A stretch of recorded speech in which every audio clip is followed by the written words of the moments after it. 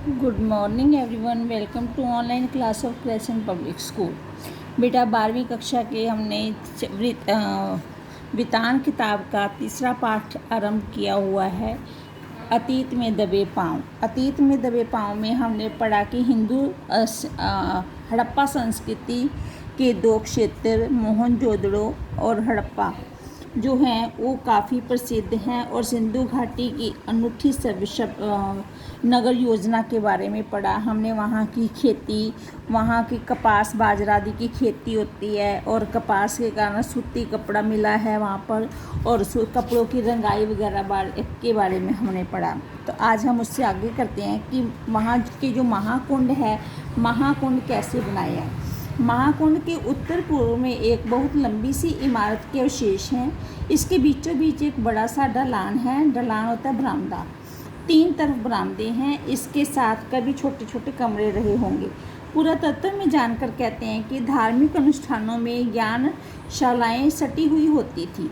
उस नज़रिए से उस कॉलेज ऑफ प्रेस्ट्स माना जा सकता है। दक्षिण के एक और भवन इमारत है। इसमें 20 खंभों वाला एक बड़ा हॉल है। अनुमान है कि यह राज्य सचिवालय, सभा भवन या कोई सामूहिक केंद्र रहा होगा। गढ़ की चारद्वारी लांघ कर हम बस्तियों की तरफ बढ़े। ये गढ़ के मुकाबले छोटे टीलों पर बनी हैं, इसलिए इन्हें नीचा नगर कहकर भी पुकारा जाता है। खुदाई की प्रक्रिया में टीलों का आकार घट गया है। कहीं कहीं वे फिर जमीन में जा मिले हैं और बस्ती में कुआं लगता है, जैसे मीनारों की शक्ल से धरती छोड़कर बाहर निकल गई हो।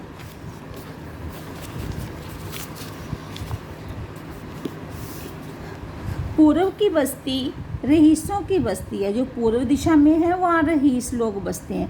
हालांकि आज के युग में पूर्व की बस्तियाँ गरीबों की बस्तियाँ मानी जाती हैं। मोहनजोदड़ो का उलट था, यानी बड़े घर, चौड़ी सड़कें, ज़्यादा कुएं। मोहनजोदड़ो के सभी खंडरों को खुदाई कराने वाले पुरातत्वविदों ने संक्षिप्त नाम दिया है, जैसे डीके, हल्का क्षितिज, काशीनाथ की खुदाई। इनके नाम पर यहाँ दो हलके हैं। डीके क्षेत्र दोनों बस्तियों में सबसे महत्वपूर्ण है। शहर की मुख्य सड़क फर्स्ट स्ट्रीट यहीं पर है। यह बहुत लंबी सड़क है, मानो कभी पूरे शहर को नापती हो। अब यह आधा मील बची है। इसकी चौड़ाई 33 फुट है, 33 फीट। मोहनजोदड़ो से 3 तरह के वाहनों का साक्ष्य मिला है। इसमें सबसे चौड़ी बैलगाड़ी रही होगी। इस सड़क पर 2 बैलगाड़ियां एक साथ आसानी से आ जा सकती हैं। यह सड़क वहां पहुंचाती है जहां कभी बाजार था। इस सड़क के दोनों ओर घर हैं, लेकिन घर की एक ओर सारे घरों की सिर्फ पीठ दिखाई देती है, यानी कोई घर सड़क पर नहीं खुलता। इनके दरवाजे अंदर गलियों में हैं। दिलचस्प संयोग है कि चंडीगढ़ में ठीक यही शैली 50 साल पहले कॉर्बुजिए ने इस्तेमाल की। वहाँ भी कोई घर मुख्य सड़क पर नहीं खुलता। आपको किसी के घर जाने के लिए मुख्य सड़क से पहले सेक्टर के भीतर दाखिल होना पड़ता है, और फिर घर की गली में, और फिर घर में। क्या कॉर्बुजिए ने यह सीख मोहनजोदड़ो से ली? कहते हैं कि कविता में से कविता निकलती है। कलाओं की तरह वास्तुकला में भी कोई प्रेरणा चेतन अवचेतन ऐसे ही सफ़र करती होगी। किसी प्रकार से जैसे कविता में से कविता निकलती है, वैसे ही वास्तुकला से वास्तुकला निकलती है। ढकी हुई नालियाँ मुख्य सड़क के दोनों तरफ समांतर दिखाई देती हैं। बस्ती के भीतर भी इनका यही रूप है। हर घर में एक स्नानागार है। घरों के भीतर से पानी या मैल की नालियाँ बाहर हौदी तक आती हैं और फिर नालियों के जाल से जुड़ जाती हैं। कहीं कहीं वे खुली हैं, पर ज़्यादातर बंद हैं। स्वास्थ्य के प्रति मोहनजोदड़ो के बाशिंदों के सरोकार का यह बेहतर उदाहरण है। बस्ती के भीतर छोटी सड़कें हैं और छोटी गलियां भी हैं। छोटी सड़कें 9 से 12 फुट चौड़ी हैं। इमारतों से पहले जो चीज़ दूर से ध्यान खींचती है वह है कुओं का प्रबंध, कि वहाँ कुओं का भी बहुत अच्छा प्रबंध था। ये कुएं भी पकी हुई एक ही आकार की ईंटों से बने हैं। इतिहासकार कहते हैं कि सिंधु घाटी सभ्यता संसार में पहली ज्ञान संस्कृति है जो कुएं खोदकर भूजल तक पहुंची। उनके मुताबिक केवल मोहनजोदड़ो में 700 के करीब कुएं थे, कि उस समय भी भूमि से जल कैसे निकाला जाता है ये जानते थे, और वहाँ 700 से ज़्यादा कुएं थे और वो लोग इसकी पक्की ईंटों से चुनाई करते थे। नदी, कुएं, कुंड, स्नानागार और बेजोड़ पानी निकासी। क्या सिंधु घाटी सभ्यता को हम जल संस्कृति कह सकते हैं? बड़ी बस्ती के पुरातत्व शास्त्री काशीनाथ दीक्षित के नाम पर एक हल्का DKG कहलाता है। इसके घरों की दीवारें छोटी मोटी हैं और मोटी दीवार का अर्थ यह लगाया जा सकता है कि उस पर दूसरी मंजिल भी रही होगी। कुछ दीवारों में छेद हैं जो संकेत करते हैं कि दूसरी मंजिल उठाने के लिए शायद यहाँ शहतीरों की जगह हो। शहतीरें क्या होती हैं? मोटी मोटी लकड़ियाँ जो ऊपर छत में डालते हैं। सभी घर ईंट के हैं। एक ही आकार की ईंटें 1.2.4 के अनुपात की हैं। सभी भट्ठी में पकी हुई। हड़प्पा से हटकर जो यहाँ पक्की और कच्ची ईंटों का मिला जुला निर्माण उजागर हुआ है। मोहनजोदड़ो के पत्थर का प्रयोग मामूली हुआ। कहीं कहीं नालियाँ भी अनगढ़ पत्थरों से ढकी हुई थी। इन घरों में दिलचस्प बात यह है कि सामने की दीवारों में केवल प्रवेश माना जाता है और सामने की दीवारों में केवल प्रवेश बनाया गया है, कोई खिड़की नहीं है। खिड़कियां शायद ऊपर की दीवार में रही होंगी, यानी दूसरी मंजिल पर। बड़े घरों के भीतर आंगन के चारों तरफ बने कमरे में खिड़कियां जरूर हैं। बड़े आंगन वाले घरों में बारे में समझा जाता है कि वहाँ कुछ उद्यम होता होगा, कुम्हारी का काम या कोई धातु कर्म। हालांकि सभी घर खंडर हैं और दिखाई देने वाली चीज़ों से हम अंदाज़ा लगा सकते हैं। घर छोटे भी थे और बड़े भी, लेकिन सब घर एक कतार में हैं। ज़्यादातर घरों का आकार तकरीबन 30 गुना 30 फीट का होगा। इट मीन 30 बाय 30 का होगा। कुछ इससे दुगने और कुछ तिगने आकार के भी हैं। इनकी वास्तुशैली कमोबेश एक सी प्रतीत होती है। व्यवस्थित और नियोजित शहर में शायद इसका भी कोई कायदा नगरवासियों पर लागू हो। एक घर को मुखिया का घर कहा जाता था, जिसमें 2 आंगन के करीब 20 कमरे थे। 2 आंगन और 20 कमरे हैं। DKBC हल्का आगे पूर्व में है। दाढ़ी वाले याजक नरेश की मूर्ति इसी तरह के एक घर में मिली थी। DKG की मुख्य सड़क पर दक्षिण की ओर बढ़े तो 1.5 फर्लांग की दूरी पर HR हल्का है।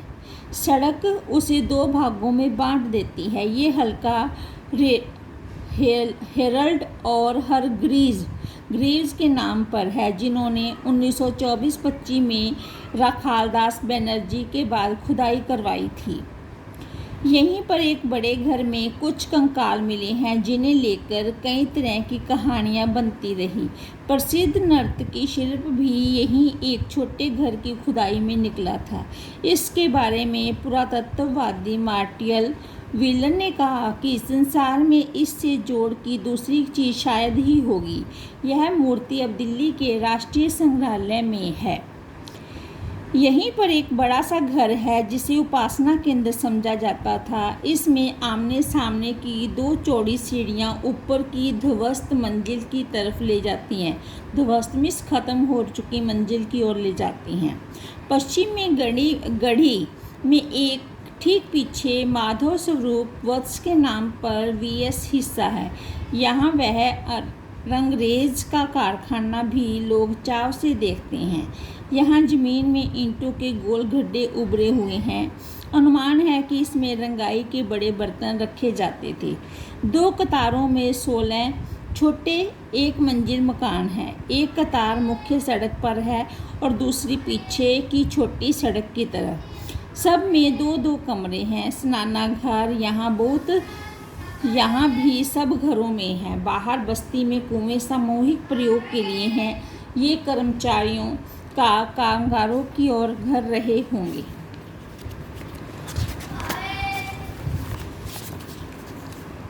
मोहनजोदड़ो के कुओं को छोड़कर लगता है कि सब कुछ चौकोर और आयताकार है, स्क्वायर और रेक्टेंगल। नगर की योजना, बस्तियां, घर, कुंड, बड़ी इमारतें, ठप्पेदार मोहरें, चौपड़ का खेल, गोटियां, तोलने के बाट आदि सब। छोटे घरों में छोटे कमरे समझ में आते हैं और बड़े घरों में छोटे कमरे देखकर अचरज होता है। इसका एक अर्थ तो यह लगाया जा सकता है कि शहर की आबादी काफ़ी रही होगी। दूसरी तरफ यह विचार सामने आता है कि बड़े घरों की निचली भूतल मंजिल में नौकर चाकर रहते होंगे। ऐसा अमेरिकी नृत्य शास्त्री ग्रेगरी पोसेल का मानना है। बड़े घरों के आंगन में चौड़ी सीढ़ियां हैं। कुछ घरों में ऊपर की मंजिल के निशान हैं पर सीढ़ियां नहीं हैं। शायद यहाँ लकड़ी की सीढ़ियां रही हों जो कालांतर में नष्ट हो गई। कालांतर में, इस काल के अंतर में। संभव है ऊपर की मंजिल में ज़्यादा खिड़कियां, झरोखे और साज सज्जा रही हो, लेकिन लकड़ी के या इस्तेमाल भी बहुत संभव है। पूरे घर में होता है और कुछ घरों में बाहर की तरफ सीढ़ियों के संकेत हैं। यहाँ शायद ऊपर और नीचे अलग अलग परिवार रहते होंगे। छोटे घरों की बस्ती में छोटी संकरी सीढ़ियाँ हैं, उनके पायदान भी ऊंचे हैं और ऐसा जगह की तंगी की जगह से होता होगा। गौर किया है कि मोहनजोदड़ो के किसी घर में खिड़की या दरवाजों पर छज्जों के चिन्ह नहीं हैं। गर्म इलाकों के घरों में छाया के लिए यह आम प्रावधान होता है। क्या उस वक्त यहाँ इतनी कड़ी धूप नहीं पड़ती होगी? मुझे मोहनजोदड़ो की जानी मानी मोहरों के पशु याद हो आए। शेर, हाथी, गैंडा इस मरुभूमि में हो नहीं सकते। क्या उस वक्त यहाँ जंगल भी थे? यह तथ्य स्थापित हो चुका है कि यहाँ अच्छी खेती होती थी।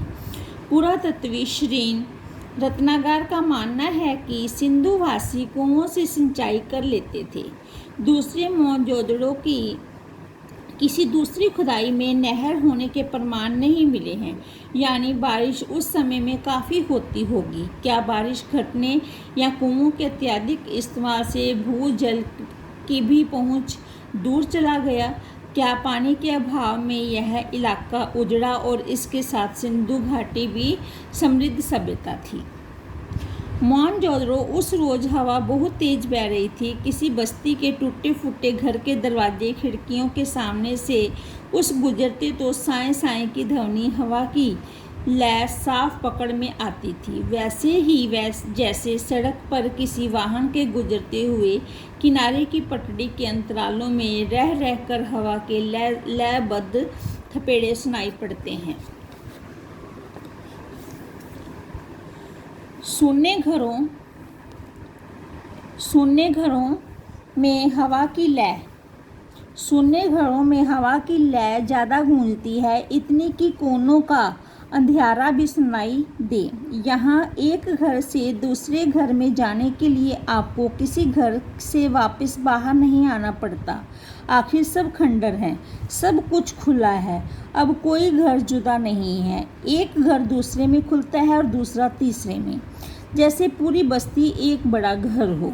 लेकिन घर एक नक्शा ही नहीं होता।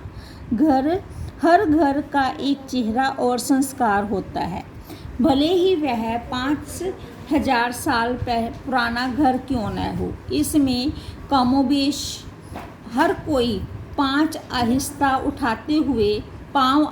उठाते हुए एक घर से दूसरे घर में बेहद धीमी गति से दाखिल होता था, मानो मन में अतीत को निहारने की जिज्ञासा ही न हो। किसी अजनबी के घर में अनधिकार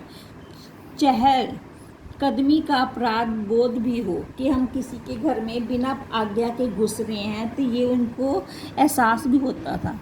जैसे किसी पराए घर में पिछवाड़े में चोरी छुपे घुस आए। सब जानते हैं कि यहाँ अब कोई बसना नहीं आएगा, लेकिन यह मोहनजोदड़ो के पुरातात्विक अभियान की खूबी थी कि मिट्टी में इंच दर इंच कंघी कर इस कदर शहर और उसकी गलियों और घरों में ढूंढा और सहेजा गया कि यह एहसास अब हर वक्त आपके साथ रहता है कि कल कोई यहाँ बसता था। जरूर यह आपकी सभ्यता परंपरा है, मगर यह आपका नहीं है।